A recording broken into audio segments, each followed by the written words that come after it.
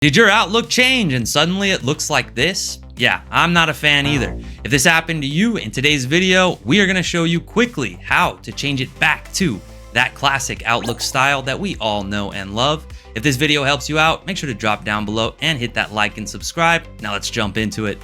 Okay, so here we are inside of the new Outlook, as they call it.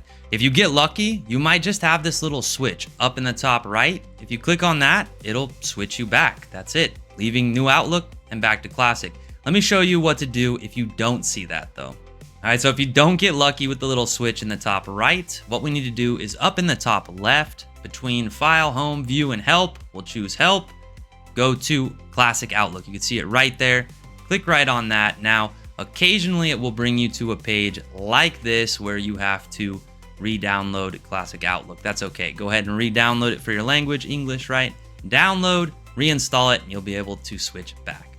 Okay, everyone, that's it. If your Outlook suddenly started to look strange, hopefully this switches you back, puts you back in that Classic Outlook, gets you back to that user interface that you love. I know I love it.